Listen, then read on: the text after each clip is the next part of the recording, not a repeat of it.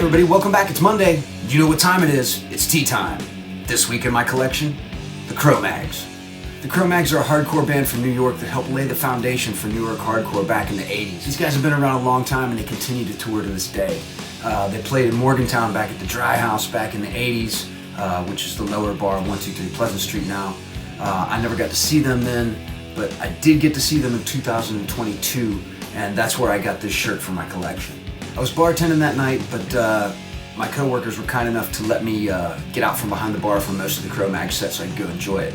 And I grabbed this shirt while I was there. It's just a simple Cro-Mags logo in the old English lettering font that they've used for years. A lot of hardcore bands did that back in the day until they switched over to like the varsity font, but this is classic Cro-Mags. I also recorded that show, and there's a video for that on my channel as well if you want to go and check it out. If you don't know, there's a couple of different versions of the Cro-Mags out. You've got John Joseph with his version of the Cro-Mags, and Harley Flanagan, the original bass player who owns the rights to the name and is out doing Cro-Mags now. I've seen John Joseph's Cro-Mags at Black and Blue Bowl. I believe I saw them up at This Is Hardcore a few years ago. Great time, but I never got to see Harley's version of the Cro-Mags, and it was incredible. I'm not gonna lie, I was a little skittish about seeing the show because of Harley's track record from back in the day.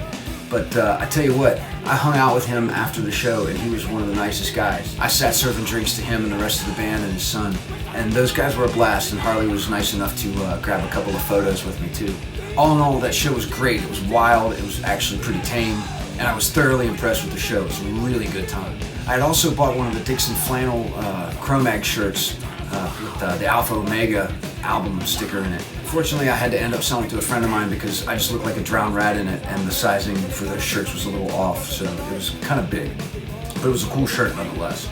While I was working the bar later that night, my buddy Tim had come down, and he had bought me a Cro-Mag Zippo while we were there too, and I thought that was really cool. He just kind of comes up out of nowhere and just kind of buys me things when I see him at different shows, and that was really cool. Tim, I really appreciate that if you're watching this. If you like New York hardcore, you like Madball, Agnostic Front, Sick of It All, bands like that, go check out the Cro-Mags, because those guys were some of the ones that laid the foundation for that scene.